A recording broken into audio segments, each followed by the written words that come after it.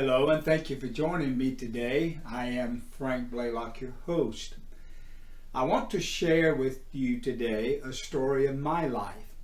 Sometimes the hardest things in life that we go through, we just dig a hole, bury them, kind of like pretend they never happened, or at least attempt to shut those things out from being right in front of us. I barely had time to assess what was happening on that dark night of December the 7th, 1976.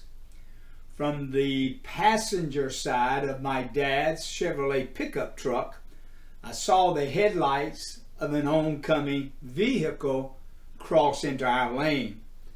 In the same microsecond, it seemed, those headlights faded out of our lane, but then there was this huge explosion as a drunken driver had driven head on into my dad and I.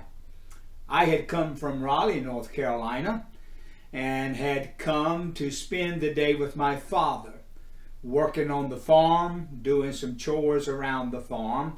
And then at the end of the day, we rode over to Greenville to my brother Jesse's house to deliver some things.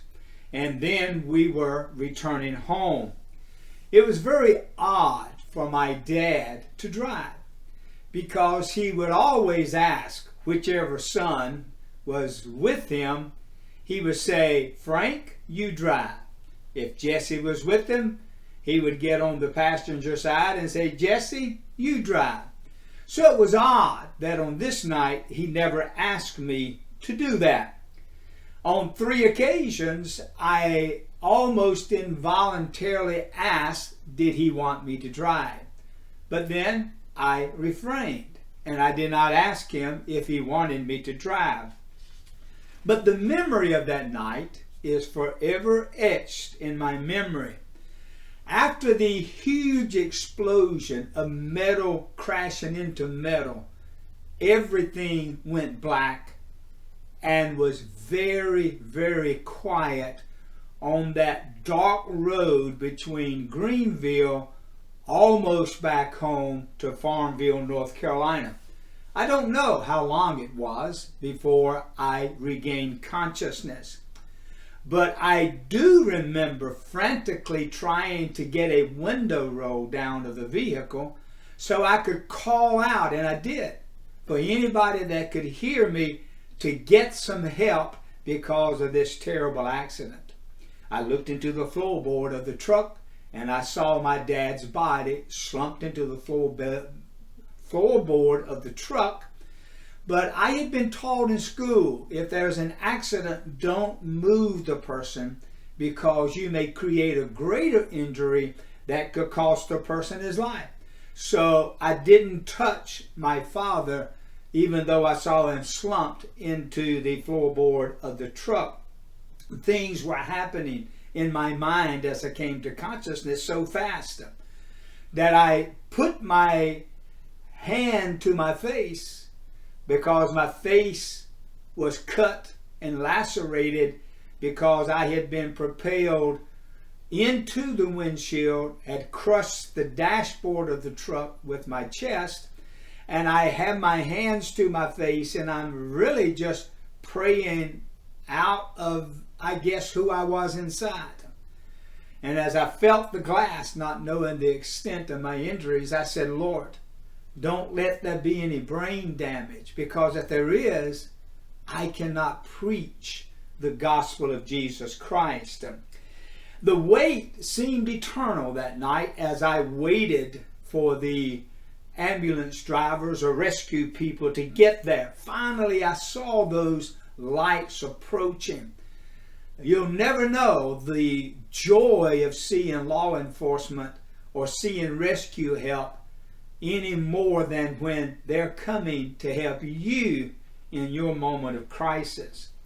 I don't remember talking to anyone while I waited. Maybe somebody was there, I just don't remember that. I don't remember anyone in the neighborhood coming out, but apparently somebody did call 919.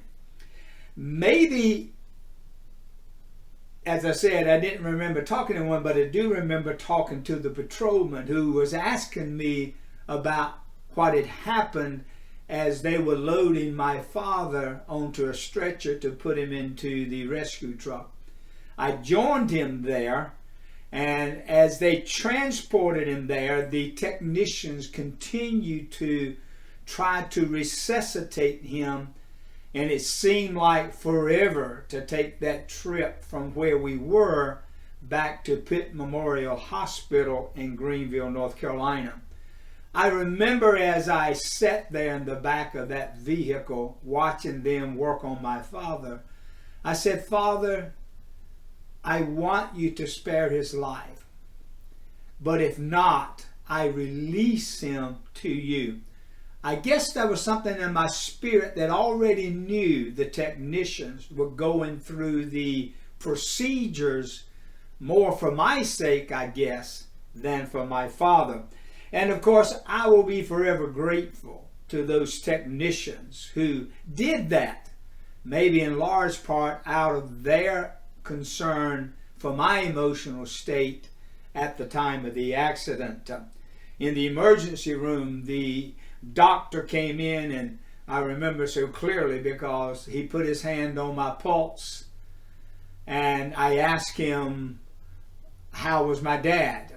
And it was at that point that he grabbed my arm, this hand right here, and he said, "Your dad didn't make it." To me, that was a very compassionate moment from that doctor.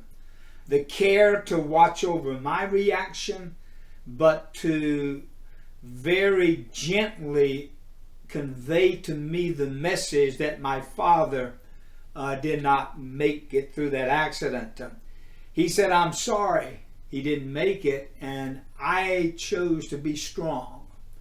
I come from a family that is very stoic. I am come from a family like maybe many of you that suck it up and be strong in the tough times." In fact, even during the funeral of my dad, some of my family was not too happy with me. I found out later because I didn't cry in the time of that funeral. I think there are times there are no tears left, don't you? You've cried and you've expressed, or you're holding that emotion because you've not released your emotions to come into agreement with the reality that you have experienced. So that night I wept for a while, lying there on that hospital bed myself, but kept myself strong. Over the years, I have had many dreams, I should say. At one time, it seemed constant, of my dad returning. In the dream, it was almost as if he had never actually died at all. He had feigned his death to escape for some reason, but now he was coming back and talking to me. I was surprised to see him in many of the dreams, and I would run to him and hug him and tell him that I loved him, and he was always glad to see me. I've often asked the Lord the purpose of these dreams and have concluded that it was God's way of helping me to process my father's death. But I've never really been fully satisfied with that as an explanation. But on July the 19th of 27, my wife Eileen and I began to pray in the evening about 10:30 in the evening. Fact is, we prayed all through the night until the sun was coming up. And just before the sun come up, we began to pray together prophetically for friends, for situations, for circumstances in our own life. I didn't expect God to do what he did because we were praying for other people and of course praying for ourselves. We began to pray and the hours went by, as I said. We began to ask God for answers about many situations, for ourselves, for our friends. It was an awesome night of revelation. Then I asked Eileen if she would pray for the Lord to show us why I kept having these recurring dreams. Shortly, she walked over to me and began to pray prophetically and to speak prophetically. She prayed this: Father, I pray for my husband regarding the loss of his dad. She said something else that I know she could not have known, and I knew that she was perfectly right in what she prayed. She said, Lord, no one ever has ministered to Frank personally about the loss of his dad. His dad was taken away so violently and so suddenly, and no one ever had a conversation with him to help him process his grief, his deep grief. You know, it was so simple, and yet it was so profound, because I knew that her prayer had been divinely ordered of God. It never occurred to me before that moment that no one had helped me walk through the loss of my dad to find a permanent healing. As I said, we came from a very strong family, very independent, very take control of your emotions, take control of the situation, and bear up under what life gives you. So I have no recollection of anybody before, during, or after the funeral that said, Frank, can I talk to you? Can I talk to you about how you feel right now? What you experienced that night out there on the highway when the drunk driver came over into your lane and took your dad out of this earth. Tears began to come to my eyes, and something broke in me that night.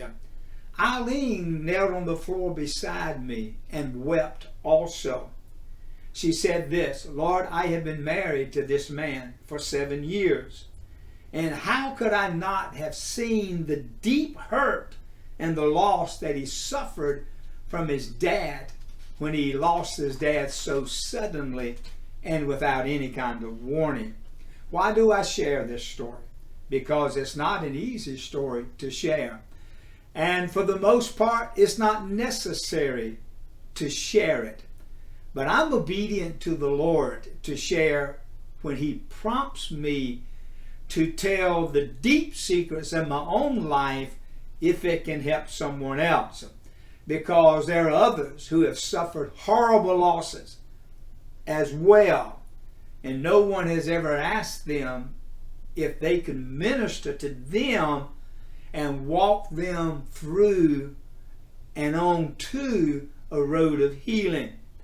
I remember several months back at that time of having asked the Lord of how I had insulated myself behind this wall and why I kept having these recurring dreams, and perhaps had developed a hardness in my spirit, but I began to cry out to God that night to give me a heart of flesh, to a heart that is responsive, because for 32 years I had carried the pain, not even fully knowing what it was.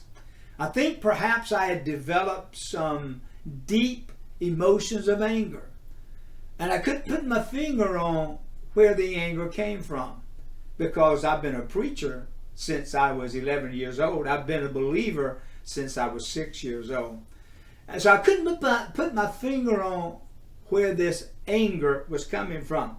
It would manifest in a simple overreaction if I felt like someone was trying to take something away from me. Because there is a justice in me not for people to be taken advantage of. And there's a justice in me for me not to be taken advantage of. So it would make me angry if I saw that, or if I felt someone was seeking to take something from me, and I felt that I need to protect myself.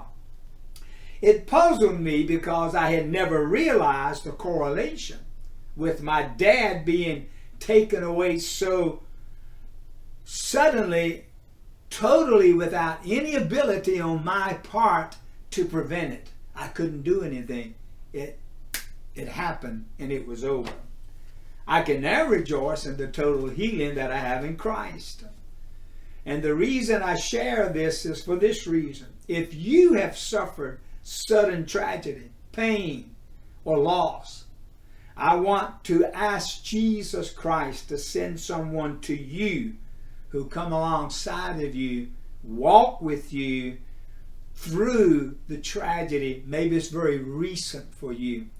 Maybe like me, it's something that had sat there or had sat there for 30 years, 20 years. But you still need somebody to come alongside of you and walk you through the pain and the suffering so you can be free in Christ. You see, His mercy will overshadow your life. And I desire that you may soon recover and walk in the joy of the Lord, because His grace is sufficient. He loves you and He always will.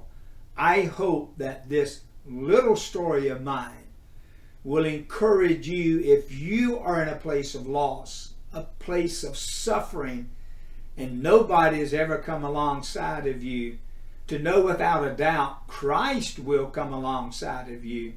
But I believe He'll send somebody in flesh and blood too to come alongside of you to process the traumatic moment that you have lived through. I speak blessing over your life. I speak you to be encouraged in the Lord and to know indeed He cares for you very, very much.